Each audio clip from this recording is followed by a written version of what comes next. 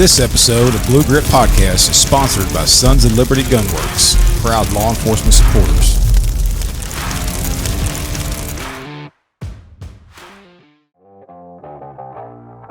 Is if your rifle is used in the line of duty and is taken for evidence, like we're sending you the rifle in the exact configuration that you bought it in.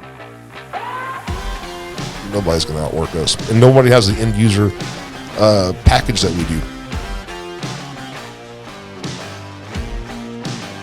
Welcome back, Blue Grit Podcast listeners, watchers, voyeurs. Before we delve or dive or whatever the hell we're going to say about this, you guys hit that subscribe button. We got a special guest on today. We really appreciate it. Man, out of San Antonio. Yeah, San Antonio, Texas. What's going on, brother? Oh, not much, man. Thanks for having me on. I've been looking forward to doing this. Yeah. Mike from Sons of Liberty? Sons of Liberty Gunworks, yes, sir. What's going on, man? Oh, not too much. I from a little town in called St. Hedwig outside of San Antonio. They have like one stoplight. I've never heard of that. Say it again. St. Hedwig. I've never heard I'm not even going to attempt. I just now finally got to where I could say Atascosa. So you did it that hey, time. that's right. It took me about 3 weeks to actually master that. So St. Hedwig is like right next to Lavernia. Okay. So it's like right on the outside of San Antonio. oh, it's in Texas. Yeah. Right. So it's actually in Texas. Okay. Yeah, it's right there. It's like I said, it's like a population I think is like 1,300 people or something, you know. So Oh wow. little tiny Texas town, and but no, yeah, I'm the co-owner and founder of Sons of Liberty Gunworks. We're the fastest growing rifle company in the country. We specialize in like endurance duty rifles, and that's kind of all we do. And that's it. It's been a pretty wild. We're coming up on our 9th year in business, and we're in all 50 states and multiple countries. It's been a wild ride. So growing up small town, how'd you get to where you're at, man? Did you grow up around guns? You have an interest in it? Was there something that brought you as you grew up, or family owned, or? Yeah. So when I was 5, if I got done with my chores, my dad would give me a handful of .22 ammo. And I'd go sit on the tank dam and shoot turtles, you know, and like that was the reward for, you know, for picking up your toys cheap or something. Entertainment. Well, it used to be cheap entertainment. Yeah, no now it's ammo's cheap expensive anymore. It's, you know, it's crazy as I look back. I have a 4-year-old son. I have a 4-year-old and a 2-year-old. But I have a 4-year-old, and I think to myself, like, I couldn't hand him, you know, I couldn't hand him a bunch of .22 ammo and tell him to go walk through those high weeds into that tank and go shoot turtles. I mean, like to me, it's like, it's crazy. But that's how I grew up. I guess it was a different time, you know, and I learned to really appreciate what you could achieve with a good rifle, you know, and that kind of stuck with me my whole life. That if the rifle being a tool, and if you have that tool, there's not much you can't do. You can feed yourself, you can protect yourself. You know, it gives you a sense of almost security and a sense of responsibility, and then when you actually get into the shooting side of it, there's a sense, you know, focus and patience and kind of being at one with what your environment, what you're doing, and that just something that stuck with me my whole life. I got into business, I guess, kind of late. You know, I started my Sons of Liberty when I was probably in my mid-30s. I had no idea that was what my life was going to look like. It started out as something that I was super mechanically curious about weapons, and then the metallurgy side, and again the mechanics of it, and took that and, you know, kind of accidentally got into the gun business. I started building rifles in my garage for team guys and Marines and stuff, you know, and after shipping about 50 of those out of the garage, I got a visit from the ATF. And they're like, look, asshole, you need a license, and that's Sons of Liberty, you know. But man, that goes a long way towards your drive or your interest or your self drive to be delivering weapons to high speed.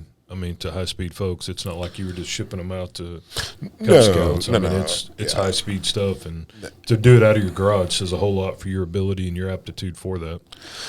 Well, though, I mean, it was, to me, it was never a money-making thing, and this was during the time where you could not find, you know, this was a kind of right around the Sandy Hook time, whenever, you know, there was nothing to buy but junk, and then personal friends of mine wanted a rifle because legitimately people were afraid that you might not be able to get a rifle at some point. Yeah.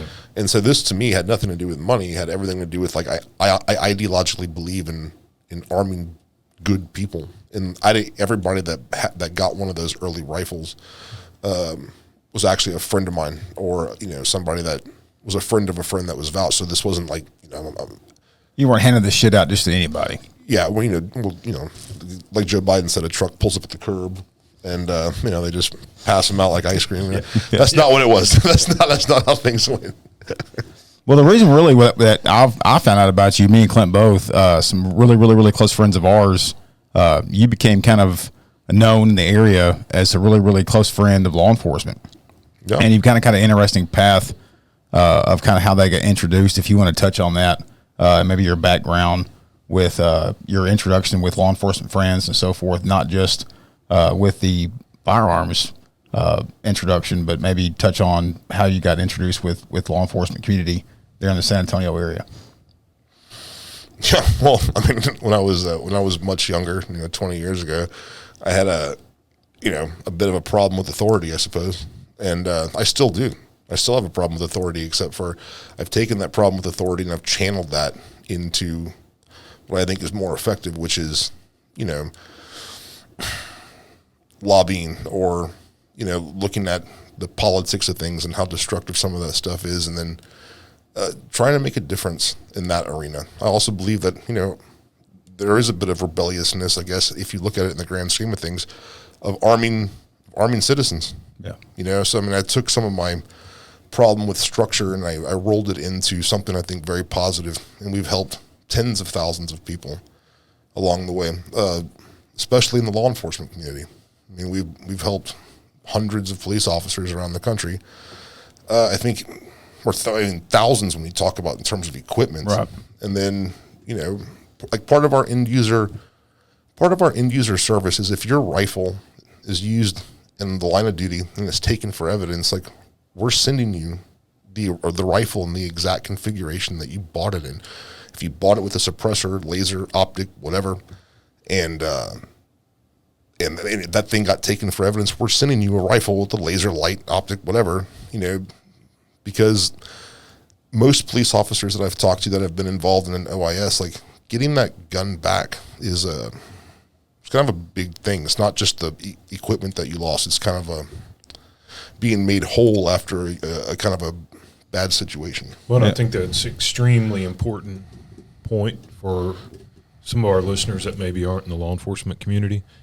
When an officer is involved in a shooting, whichever weapon they use, if they chose not to use a handgun and they chose to use a rifle in that shooting, that rifle's taken as evidence. And in some of the bigger counties, Dallas County, I'm sure Bexar County is the same way, Harris County, it may not go to trial for 2 years, 3 years, 4 years.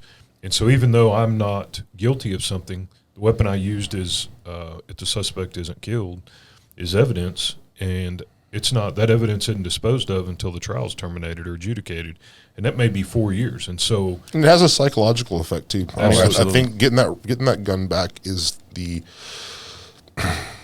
I'm not saying it's the period at the end of the sentence, you know, per se, but there is a level of closure to the whole thing. And I think while that weapon's out there, you don't feel that closure, at least from the dozens of people I've talked to that have gone through this, you know, that we've helped.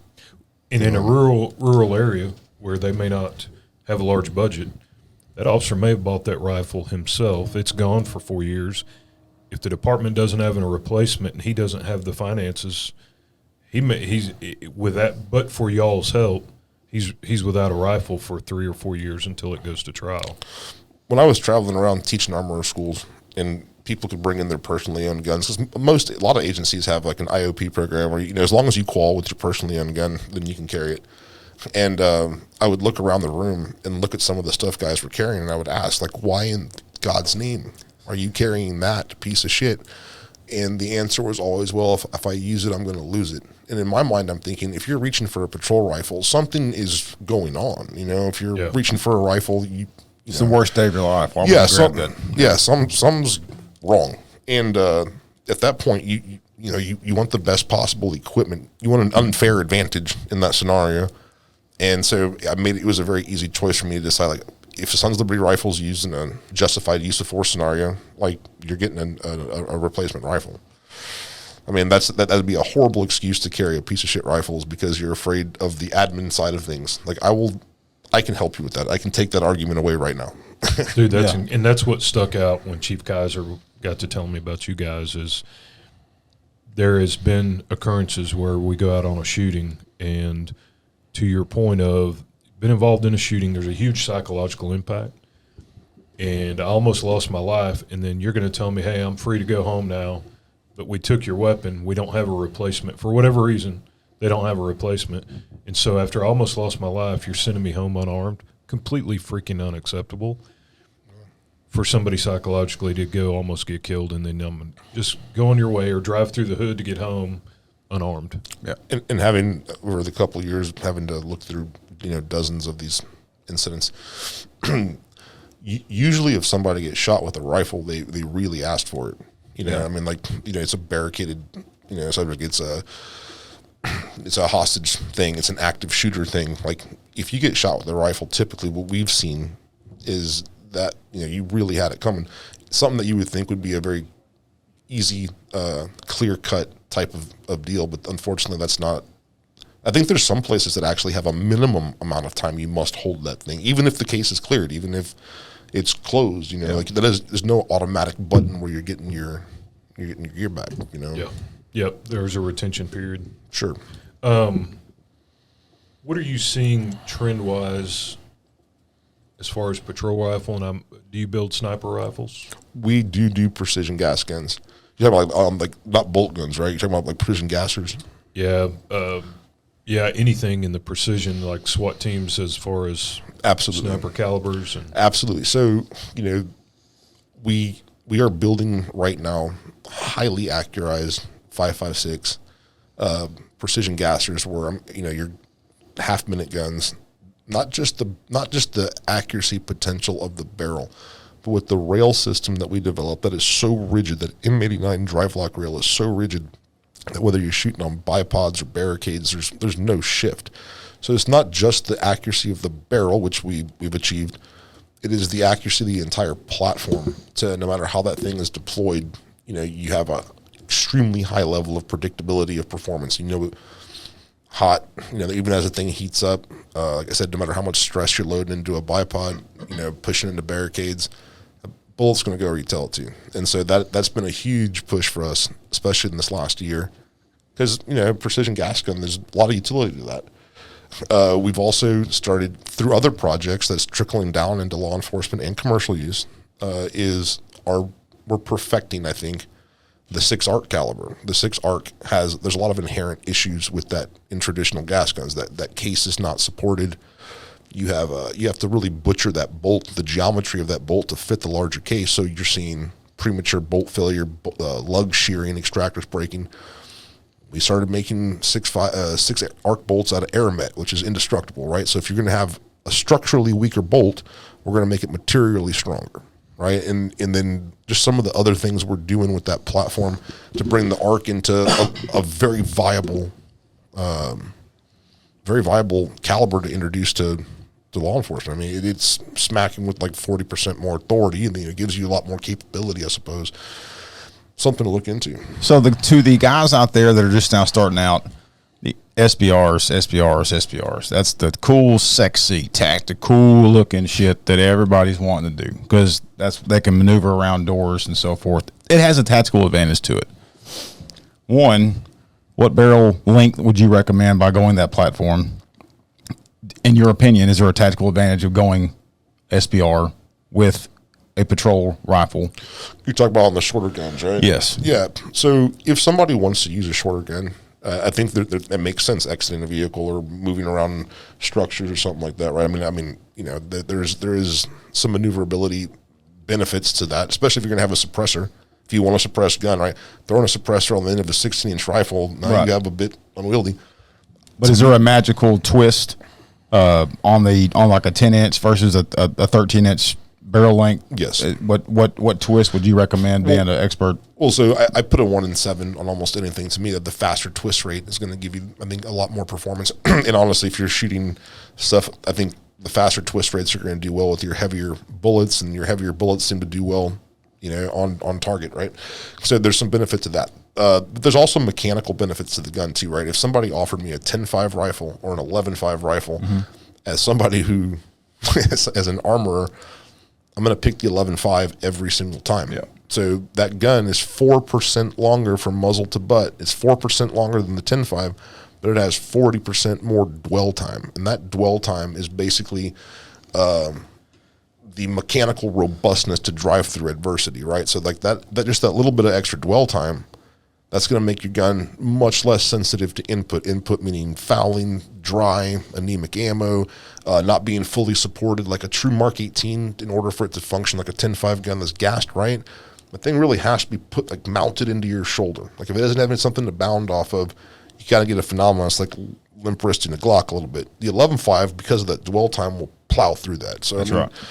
I just think it's a mechanically superior gun. But I just wanted to point that out because these younger guys are wanting the shorter barrels, and they need to hear that from an armorer itself. Yeah, there's no, and we make both. We make 10.5. So I mean, I think my 10.5 sales just dropped.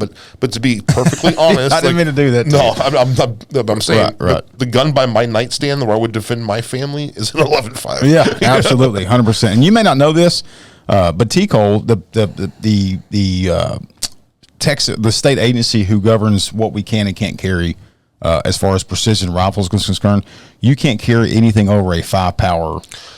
I saw that. Yeah. Yeah. So just on a perfectly well built patrol rifle, as far as the patrol officer out there, and it also goes off what area you patrol. So your rural deputy is going to be way different than a downtown San Antonio officer as far as the patrol build, right? But I think tell the listener, watcher, the viewer, give us kind of an overall perspective of what you think the best patrol build would be. If we were to say, give us an overall Texas best peace officer, Texas patrol rifle build. That was going to be my point. I'm a 22-year-old out of the academy with a little bit of money in my pocket. And you have no idea where you're headed.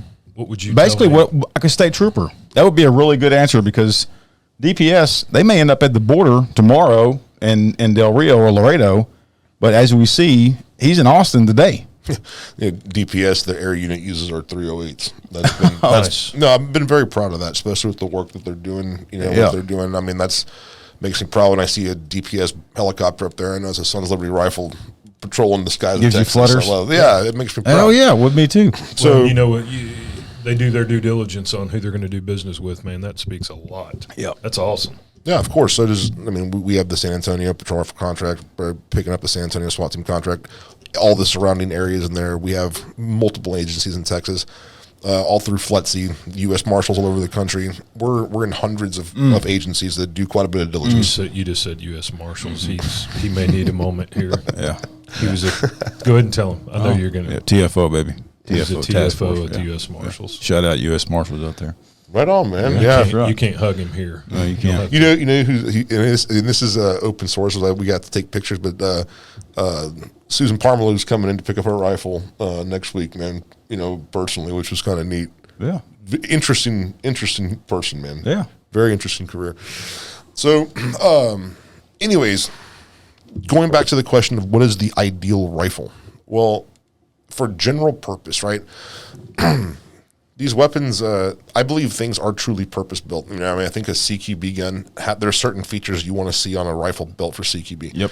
And then there are certain rifles that you want to see for, other stuff. Like that 13.7 rifle that we make, which is kind of like probably our flagship gun. As far as a general purpose, do-it-all rifle, we seem to see a lot of success with that. Then having a general purpose rifle with like a general purpose optic, which is, like an LPVO that can turn to a true one, or I guess, because of TCOL, 1x5 power. 1x5. But Steiner makes a pretty good option for that. I will tell you this. So for full transparency, I do my absolute best to not get out of my wheelhouse. I can tell you exactly mechanically what's happening with that gun, why this spring is better, why this mass is important, why we focus on extraction and, when it comes down to the mechanical function of the gun, that is my wheelhouse. When it comes to like how to deploy a gun, how to set up a gun, there are people way more qualified than me to do that. Now, like I said, to me, it makes sense that a 13.7 rifle has a very broad general purpose type of thing. But as far as, getting into optics, slings, the deployment of the gun, I would defer to people that's their wheelhouse. Yeah. Yeah, that's fair. That's fair. I got you. Before you spin out your next build or something that you take, like a couple of the rifles you mentioned earlier, do you specifically, or do you have a team that will go out and start assessing? Yes. What metric, where we're at on this? Is this worth continuing? Scrap it? What does that look like? So, I mean, with a little bit of experience in this, and remember, I travel around the country teaching armorer schools, and part of that, just a side note, before Sons of Liberty became a national brand, the first few years in our business was servicing other people's rifles. It could be an agency full of guns that were broken that we had to go in there and try to fix, or people could send us stuff from everything from garage builds to stuff they bought. And so having worked on thousands and thousands of rifles from every single manufacturer you can imagine and collecting mountains of empirical data, not opinion, like empirical, measurable, quantifiable data, we were able to put together a pretty good comprehensive list of what works and what doesn't and why. And why, it's where I could replicate that issue every time I wanted to. And so having that kind of approach, whenever we start on an endeavor, we're making some pretty educated guesses on the drawing board, right? And then of course you proof it out. One of the things that I preach is that this industry, what they do, they test something, or they develop something, they engineer it, they make it, prototype it. Okay, voila, it works. Let's go to market. That doesn't tell you shit. What you want to do is you want to make something and test it until it fails. Because when it fails is when you've learned something about it. Yep. And not over a sample size of one. Okay, and it can't be anecdotal. You have to be able to like have meaningful data to support this. And that is how you bring a product to market. A lot of ideas we sketch up, they're dead on arrival. Like we look at it, we have other people look at it. We have really sophisticated, high-end end users, like your operator type guys. We have our engineers, our machinists. We have people look at this thing. We're like, that concept's interesting, but this is a bad idea. Scrap. Well, we have a giant pile of bad ideas, and we have some pretty fucking good home runs too. That's just it. So, well, and that's where you find the home runs, is mounting through the scraps, failures, bad ideas, tripped up, this screwed up. Oh, this is the one. This one's the shit. And you have to be forward thinking, right? You have to be forward thinking in that, like, so if you watch like the evolution of gas port data, like, over the years, well, if you're gassing rifles for traditional baffle stack cans, you're going to treat that rifle slightly different than if you're gassing rifles for flow-through cans that have less of a carrier speed impact, right? So the thing is, like, we can get to sweet spots now because of the evolution of the suppressor, and not just where it's at right now, but where we know it's heading in 5 years, to where if your agency were to buy guns right now, or if you as an individual, American citizen or a Texas police officer, if you were to buy a gun right now, like, we're building that gun to know that it's going to be truly suppressor ready in 5 years, despite where the industry goes, or if you start looking at, like, my job is to increase the lethality of the weapon. That's what I do, right? I figure out how do we make this thing go longer, be faster, have more endurance, whatever. Well, part of that, if you want to keep the M4 in service for the next generation, well, you're seeing the advent and the evolution of, like, pretty high pressure ammo, ammo that's meant to defeat more barriers than it is now, right? So you're not having to go to a larger caliber. You're just able to shoot a much more destructive round out of the same gun. Well, if you're going to do that, you have to have an evolution of materials, right? So you need a stronger bolt. This is where AirMech comes in. We have S7 tool steel, bolt catches and extra. So you're not just building the gun for today. You're building the gun for where we think things might be headed in the relatively near future, and to where you can feed it some really hot shit that has really amazing performance, and your gun's going to survive it. The gun that you bought 5 years ago without any kind of forward thinking on that might be a little bit disappointing. Be a little hot in your hands. Yeah. Y'all haven't teamed up with any ammunition manufacturers. I can't. Well, we have, but I can't say. Can't comment. I can't comment just yet. I understand. I understand. No comment. No comment. But no, we're launching an entirely new caliber here in the next month. That, from having looked at the inherent problems of the 6 ARC, we have a solution to all of it, and it's gonna be pretty neat, including 30-round mags that fit in a real mag pouch, as opposed to having this really aggressive curve in there that doesn't do well with mag pouches. And so it's a whole new cartridge. The performance is insane. Right now ARC runs at about 53,000 PSI, and you can't load it hotter than that because there's case issues. Gas gun, this stuff we're running at 65,000 PSI. We built it to, punch, dude. Wow. 6mm bullet. It's pretty neat. I can talk about it. We've already started kind of hinting it out, but that's one of the projects that we're currently working on. We've actually completed the work. We're about to now's the marketing piece and the release and all that stuff. Repeat those PSIs for our listeners. So right now on an ARC, you're limited to about 53,000 PSI because the way a gas gun, like an AR, the way the chamber works in there, that case isn't fully supported. So if you try to go hotter than that, you get something called belting. With this, that uses a different parent case with thicker webbing, and the way this thing works, and it's off of a 5.56 bolt, we're pushing them to at 65,000 PSI, right? So right now the data out of a 14.5 gun shooting a 90 grain bullet, I want to say, is right at 2980 out of a 14.5, out of a night with a 90 grain bullet. Damn. Oh yeah, no damn. And they're the bullet itself is highly precise by its design, and we have the ability to produce tens of thousands of rounds a day. Now again, how's a new cartridge going to be received? I don't know. This is one of those things that it's more of a. This wasn't so much a big commercial pursuit. This was something that I wanted to solve a real problem, and I think we have. It's good shit. Yeah. It's good stuff. What's the rollout on that? How far out do you think? We were shooting for July 4th. No pun intended. Yeah, well, July 4th for Sons of Liberty. It's kind of our it's kind of our the Christmas. rollout plan. Yeah. But I think in order to do it right, we might be pushing that back a little bit just so we can get some more compile all of the data better in one place and have an organized way to put that data out. To the casual end user, they might not appreciate some of the stuff they're seeing. If you know what you're talking about, if you understand what these numbers mean, you're going to be pretty happy. Started in your garage. How long Sons of Liberty been around? So Sons of Liberty was an afterthought. Actually, my buddy that's here today, he's the one that helped me actually come up with the name, and this would have been, around the 2013 time frame. When I was working on guns in my garage, this was just a natural inclination, mechanical tinkering kind of thing, to where I thought you could do that better. There's this feature of this gun I like, there's this feature of gun this like. Unfortunately, those companies had not combined those, but me as a guy in my garage, I could. So I'm not necessarily reinventing the wheel. I'm just bringing all the best pieces to the table. Yeah. Again, the ATF's like, hey, this is your one warning. Go get yourself a license.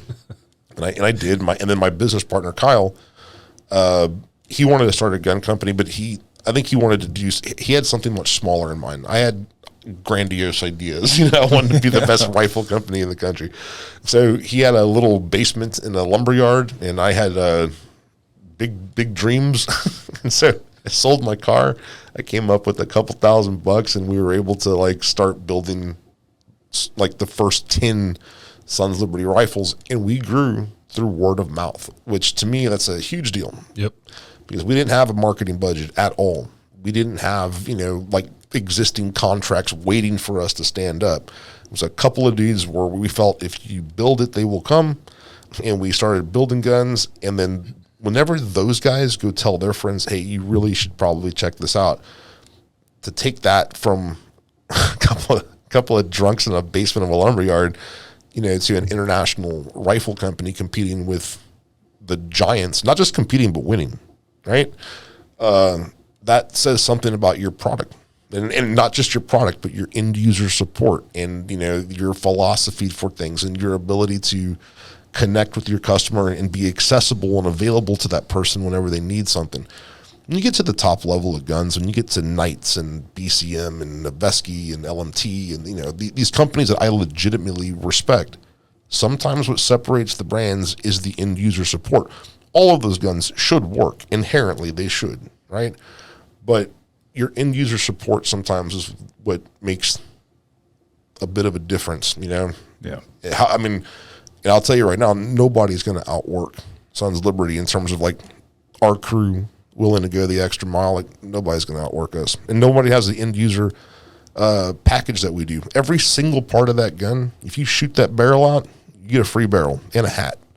You back over it with your patrol car. We're going to fix it for free. You put a 300 blackout in there and you blow the fucker up, like we're going to fix it. Again, we already talked about the, replacement program, and that's across the board for not just LE, but for all of our clients. Like we're in this with you. Well, and That's awesome.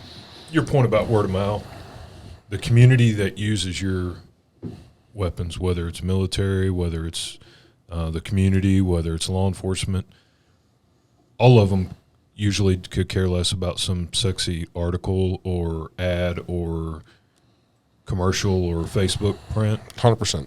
But if a guy that I trust and value is a badass or a proven pipe hitter or somebody that's done shit, and he tells me there it's a squared away company that builds good stuff, that means more to me than $1 million ad that somebody spends with whoever, because I value that guy and I trust his opinion. It's going to go way further than any marketing. Well, and it's also campaign. like a lifetime guarantee. I mean, that's what it sounds like. I mean, It's forever. Yeah. It's forever. It's until you decide you're tired of it. and you're buying into a family is what it sounds like. So did your relationship with the military and some of the community, did you have that, and having that helped your guns? Or did they come to you because they heard you were building some really high-speed stuff? No, so Glenn was in the teams for 22 years, and he's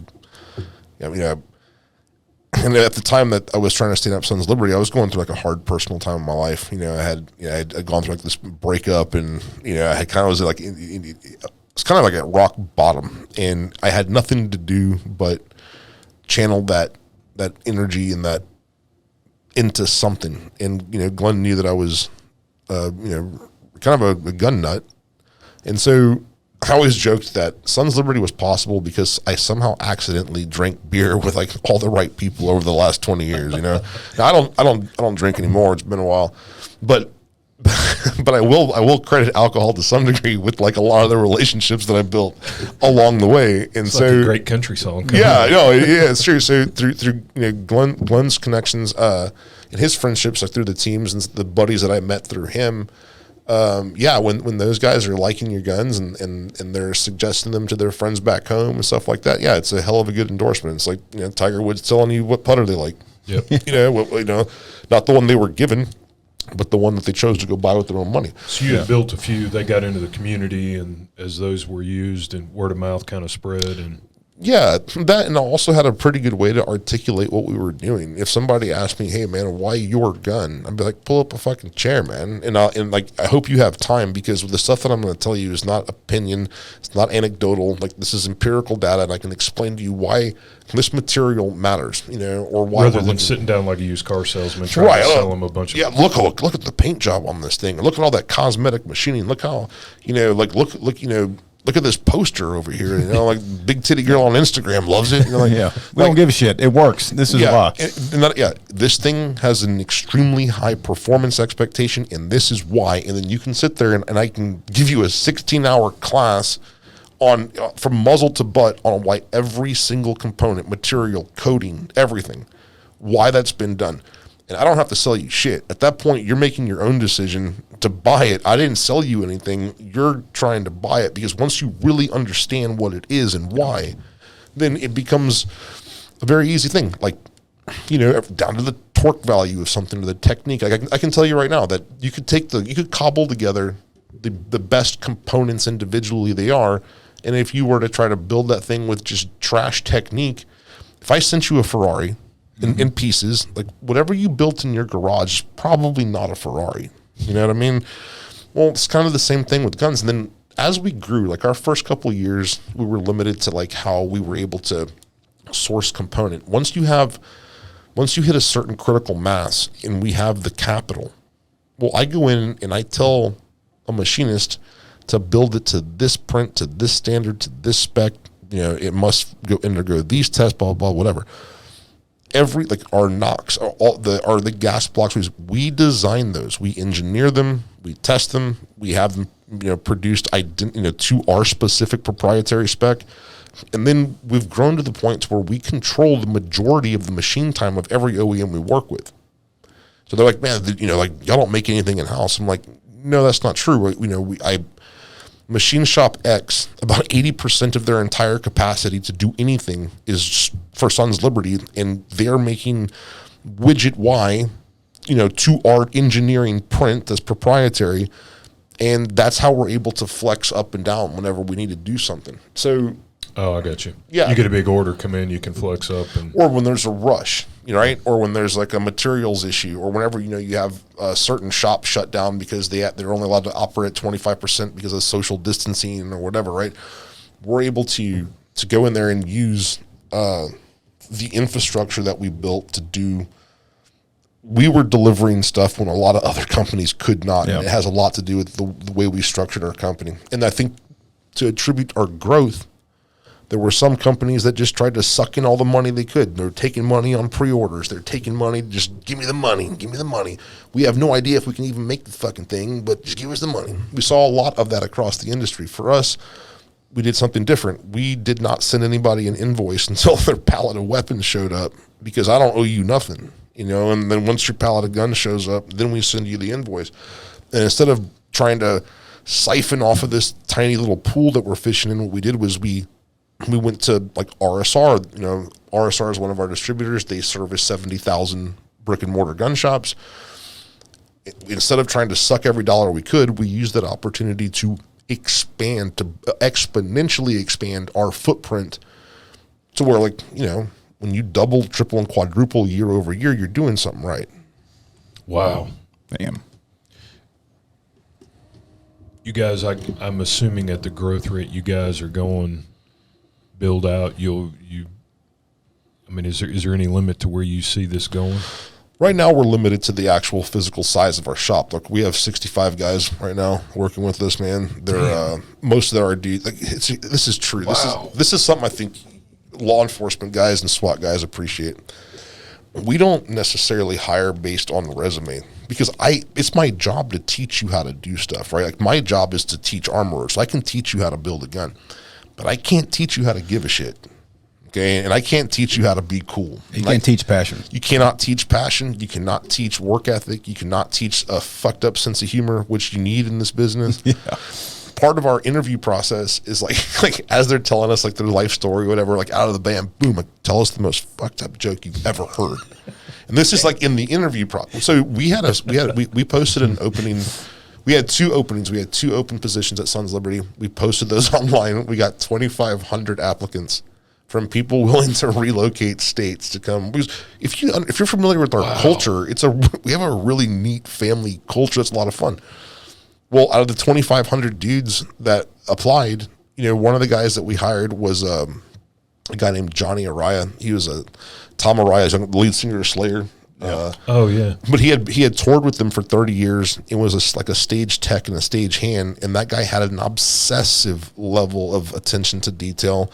He knew how to work in like very bizarre environments, and the guy fundamentally cared about the mission, which is to put good rifles in good Americans' hands. Yeah, that guy was one of the dudes we selected, and then another dude, DeMar, who was a college professor who just wanted to do something that he found more rewarding. Two people that have never worked on weapons in their life. Now, me, I can teach you how to build a gun to our standard. Again, I can't teach you how to give a shit. And that's how we'd hire. That's our secret. So I am limited to the physical.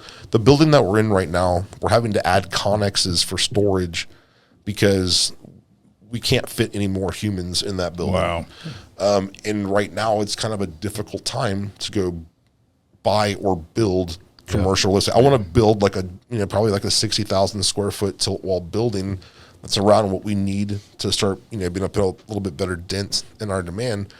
Materials are insane. The lead times for materials are insane. Interest rates are fucking insane. So like this would be kind of an irresponsible time, I think, to go pursue that endeavor. But that is our limitation right now. If not for that, we would be considerably bigger. Yeah.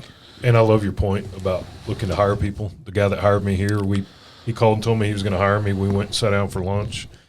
He said, "Hey, we're going to hire you." I was like, "All right, there's one small issue here. I have no idea what a field rep does." And he goes, "Well, I can teach a chimpanzee to be a field rep, but I can't teach drive and passion.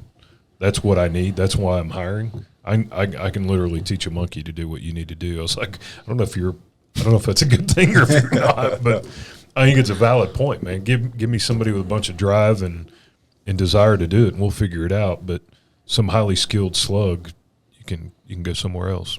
Well, we saw a lot of. I mean, this didn't occur in a vacuum. I mean, there were dudes that we knew that had 20 years of CADM experience, working on small arms in the military that had a lot of the technical skills. They knew how to stick a cast on. They knew how to read torque value. They knew how to do this kind of stuff. But whenever you put something in front of them that they had never seen, there's no such thing as a 13.7 mid-gas rifle in the military. That skew, that platform it's not there. And so whenever you're explaining them that like this has to be done a little bit different, some people are unwilling to learn, or they're so institutionalized in a certain way that you can't break bad habits. To me, start a lot of times blank canvas, and then with the right attitude, and man, you got something. We have a battalion of badasses that truly care about the cause. During the rush, during COVID, man, guys were sleeping at the shop. I mean, dudes were camped out. We worked around the clock, 24-hour shifts. And if someone's there, if their interest is to punch a clock, they ain't gonna do that. No, there's not. And that's not what. If you believe in what you're doing, man, it's amazing what you can do. Yep, it's amazing. So with all the challenges right now, politically, supply chain, just all the crap going on, what would turn around if I reach out and said, "Hey, build me a rifle"? Right now, our lead times are very short, and the reason being is because we have managed expectations to our distributors and to other contracts. We've put in place the right, we have the right purchasing guys at our shop. We have guys that are, that schedule work. If somebody wanted something right now, we could knock it out, pretty fast because we actually have organized the schedule to where we've built it that way. I would imagine, a few days to 2 weeks somewhere in there. Wow. Damn. Yeah. And you guys are still direct to consumer, so if we don't advertise a lot of direct to consumer stuff because logistically speaking, me putting out 20 pallets to RSR and then them distributing those 20 pallets to 70,000 gun retailers, logistically that's the way to. That does not mean that we're opposed to B2C. Like we're still 100% in for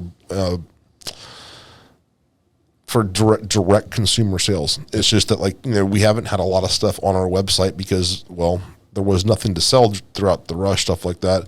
And, the way we had built the business was more B2B, but I'm 100% happy to do direct sales because I like that.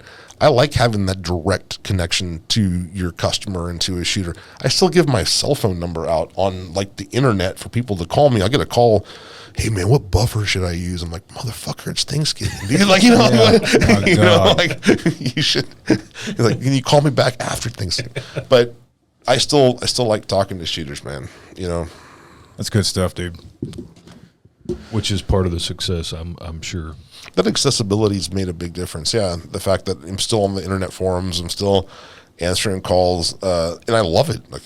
I actually enjoy it. Well, and it goes back to exactly why Kaiser said it, Eric Sanchez said it, everybody that we've talked to is just giving you praise, your company's praise, all y'all praise, and that's why we wanted to have you on.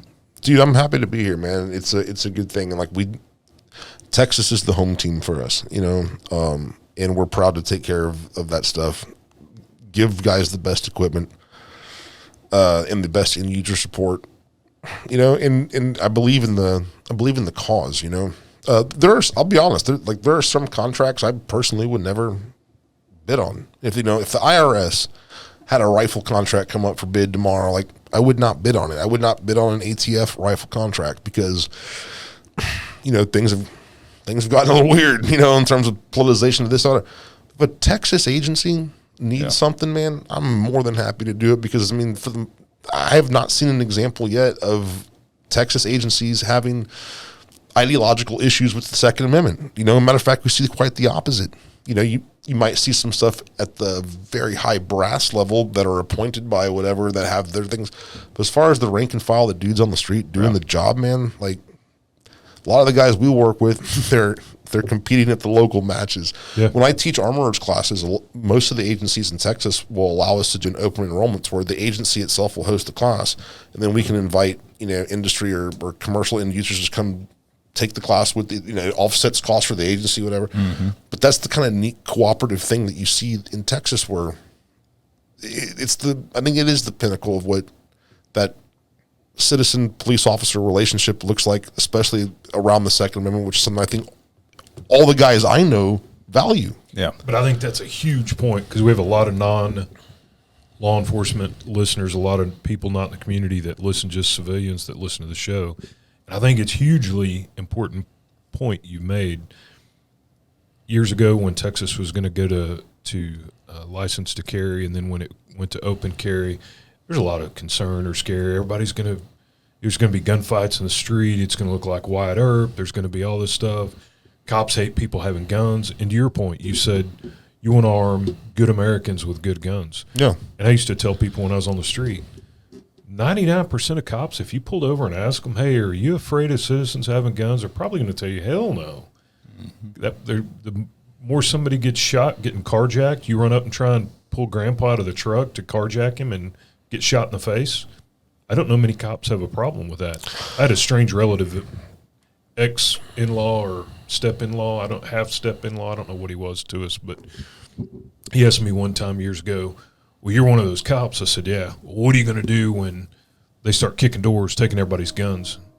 Or what's your thoughts on them doing that? And I said, well, they're not doing it. Well, in Minnesota and Michigan, they're doing it. And I'm like, if they are, I've not heard about it. So are you going to do it? And I said, well, no. Well, all the Texas cops will be. And finally I said, hey, and I was trying to have lunch. We were at a hospital. I was trying to have lunch with him. Finally I said, I don't know what you're talking about, number one. And number two, there won't be any cops in Texas to go take your guns if that were to ever happen. He goes, well, why? I said, because we're all going to be at home protecting ours. Yeah. We're going to be a little too tied up. Yeah. No, I sincerely look.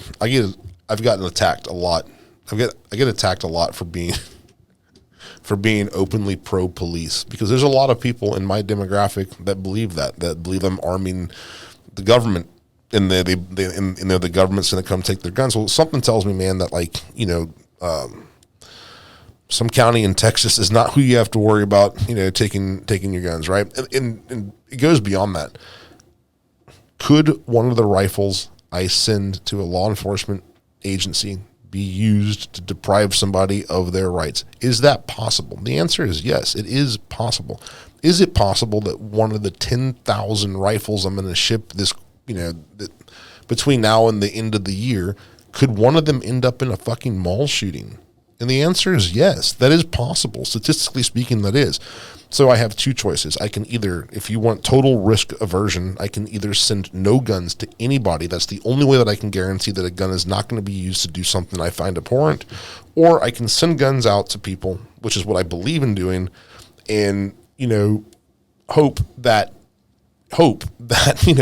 that's something they're not used in some kind of way that I fundamentally disagree with. But the only way to be sure is to not send anything. So if for anybody asking me that if by selling weapons to law enforcement agencies is arming the potential opposition or some entity that's going to come deprive you of your rights, well, the same thing could be said for sending guns to civilians. You know, you don't know what they're going to do. I will tell you, I have an anecdotal story. I had to go teach up in Seattle, and it was a law enforcement / open enrollment kind of class where we had this whatever, really good people. We went out to dinner that night after class, and I had never seen a more hostile group of people where if you walked into a place and you didn't have your mask on, people came and attacked you. I mean, like, and they weren't telling you, hey man, I'm sorry for the inconvenience, dude, but would you mind? No, there was an attack. I never saw something where so many people were so enthusiastic to confront you. And I believe How long ago was this? This was in 21, okay. You know, right? 21, somewhere 22. I have no doubt that those people, if they were allowed to, would have put me against a wall and shot me, you know, for whatever. So when people ask me about the ideological differences between law enforcement and civilians, and I think about it in the grand scheme of things, I'm way less worried about the individual officer, you know, taking my gun than I am about like my neighbor turning me in to like the, you know, to like the health police or something. Like if that day were to ever come, if there was a situation where people were going door to door taking your guns, I'm probably slightly more worried about my random neighbor than I am about the average police officer, at least in terms of what I've seen through my travels of who's really being a fucking tyrant. Well, and there's all kind of unknowns that you never know, because we had a government provide a weapon to somebody that killed a Border Patrol agent during a government. Oh, the Fast and Furious. Yeah. We're you know we remember. And there's way more to the story too. Yeah, I'm sure. I mean, again, without getting political, I can honestly say that I have very little concern about police departments going you know, full on Stasi. And honestly, if somebody feels that strongly about it, well, I would tell you, like, you know, elections matter. Your vote counts. You know, show up to things. You know, support legislation or support even litigation, like in the Second Amendment Foundation, the Firearms Policy Coalition. Like there are cases currently being litigated right now that would make that confrontation impossible because, you know, hey, this has been legalized, or it's shall issue, or now it's blah blah blah. Like get involved from the top down, you know, as opposed to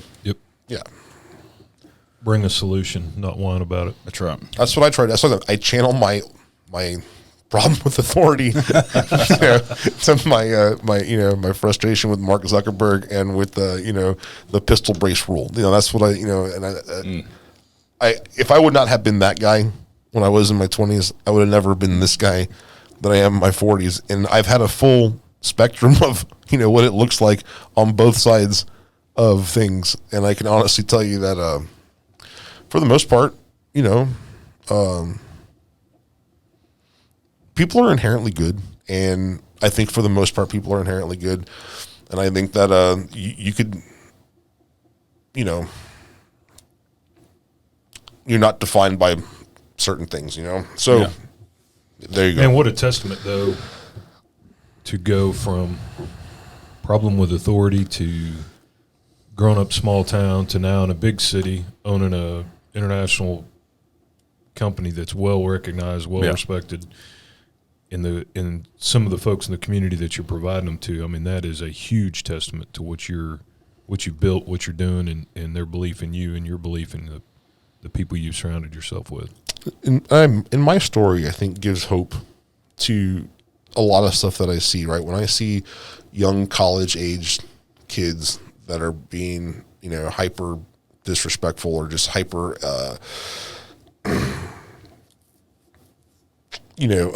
hostile towards like law enforcement, towards authority, I believe that honestly, once people kind of grow up a little bit, reach the age of reason, get out of the, like, this kind of imaginary ideological good, bad, whatever, and start looking at things for how they really are, taking a little bit of individual responsibility for your actions, for your words, for the things that you do. When it gives me hope that some of the nonsense you've seen over the last couple of years and the whole defund and all that kind of stuff, I think that once reality sets in, whether that's through age, maybe that's through getting their first real job, maybe that's through having their first child, maybe that's through whatever their life experience is, I bet you there's gonna be a lot of converts in that crowd, you know, that look back at, you know, and realize that was a very misguided way to express your frustration with something.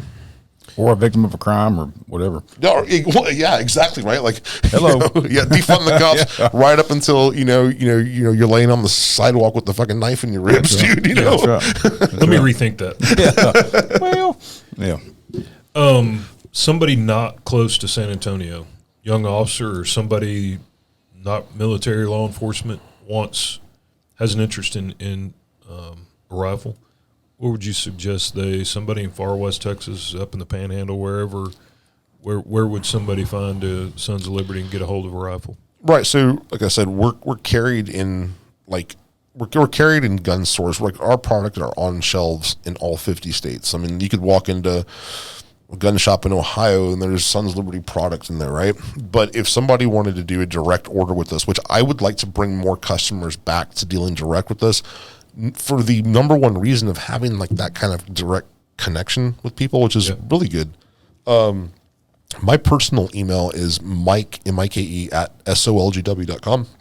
And if you're listening to this podcast, shoot me an email. And if there's something that we can help you out with, man, I'll give them the family, get the 10% discount. What is the acronym here? TMPA. The Tmpa. Remind me that you heard this on the Tmpa podcast, man. We'll throw it up on the screen. Yeah, here. And I will make sure you get the deal. And we would love to meet new people. And I think once people get familiar with our company, we're an extremely easy choice. Once you get the way we build a weapon, the performance expectation that we hold that weapon to, the end user support, and then the philosophy and the kind of the culture of who we are. We're pretty damn hard to beat. That's the two things that stuck out is everybody I visited with about you guys are like, dude, if you call them, they're going to take care of you. It doesn't matter. And cops, I don't know if you know it or not, we know how to complain a lot. And I've not heard one complaint, they screwed me on this deal or this deal was slow. And the other thing that stuck out, and Chief Kaiser and a couple others, like, dude, if you get in a shooting and get your rifle taken, they're going to take care of you and get you another one exact specification. It's huge. I'm like, that's freaking crazy. He goes, it will be the specification of the rifle that you had. They will get that to you. And I thought, man, that's huge. And we do that, by the way. We do that for civilians too. If a civilian finds themselves in a justified use of force scenario and like they've been no build and or whatever, like we do the same thing for them. My buddy Steve Williford. Okay, I'm from St. Hedwig, like Sutherland Springs is just right up the road. Steve Williford, my buddy, went out there and stopped that clown when he was shooting up that church. Yep. They had his rifle for 4 years. Wow. I gave a rifle to Jack Wilson. He stopped a shooting in a church. Probably pretty damn impressive shot. Do you remember that video? And that guy walked in and he thought he was, and old Jack just not today. But we give these guys guns that have done this stuff, and it's amazing though it's amazing the bureaucratic and administrative bullshit that goes into something that it doesn't get any more open and shut than that. Yep. You just shot a guy who's shooting kids. Like, you should be giving him a steak dinner. So. But this goes for civilians too. I mean, if you're a Sons of Liberty customer and you've defended your life in a clearly justifiable way, man, like we know that like the media may prosecute you. You might be scared of political prosecution. You might, whatever. Well, we got your back. That's awesome. So there should be more of that. I agree. What you got, Tio? Rapid fire. Yeah, rapid fire. You can do it because I always screw it up. We end every episode with rapid fire. 3 questions. Okay. Favorite cop movie or line from a cop movie? Lethal Weapon 1, the original. Oh, there you go. Yeah. That was an easy one. Favorite police car or car, if not being in the community, favorite car that you've driven, if not police cars? So I arm Horseshoe Bay. There's a dude named Rocky down there. He's a cool guy. But if I'm not mistaken, man, I think they had like a Rolls Royce with lights. Are you shitting me? I don't remember. I'm almost. It wouldn't shock me because Horseshoe Bay's pretty uppity. Shout out to Horseshoe Bay PD. That's awesome. But I'm almost. Jesus Christ. I'm almost positive this is like. don't know if it was like a mock-up or a joke, but I'm pretty sure they had damn That is lights awesome. on the rolls, and I'm like, that's pretty cool. Pull up is to the pretty call cool. for service. That's a first. And the chauffeur lets the officer out. Yeah, shit. Great poupon, you know, like Oh god. Oh, And favorite adult beverage, or you said you don't drink anymore. You're when you're going to go unwind. What's your unwind? yeah. So it's kind of funny. I was like 2 years without a drink. And my drink of choice was always vodka. I mean, I was like a big vodka drinker. That's what I liked. Oddly enough, in those 2 years of not drinking, I never once craved a vodka. I craved and I don't know why, because I never drank it. It was tequila. And so one of my clients, a really good friend of mine, is a dude named Abraham Answer. He's like one of the best golf players in the world. He's on Live Tour whatever, right? But him and Mark Wahlberg, they opened a tequila company called Flecha Azul, and it's kind of funny because Abraham Answer is like a really hardcore gun guy, and I think a lot of the guys in their organization are. I'll just leave it at that. But that tequila smells amazing. I haven't tasted it yet, but I hear it's really good. So I think if I were to ever fall off the wagon, I would do it with the Flecha Azul. Say that one more time. Flecha Azul. not happen. Don't even try it. We're gonna get To on some of that. Yeah, I'll send a bottle to the show. I'll try it. I'll try it. We're gonna try it. Yeah. Well, you guys stay safe out there, man. Hey, thank you so much for driving up. It's been a This is great a blast, episode. man. Yeah, absolutely. Yep. I Got- appreciate what you're doing. Yep.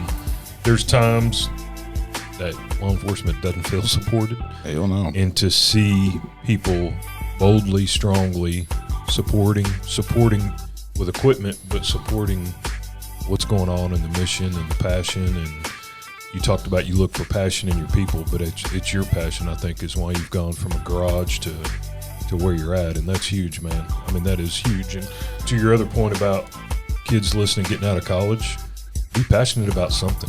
I mean, find something. You're not going to be given shit, so find something to be passionate about it and dive off in it.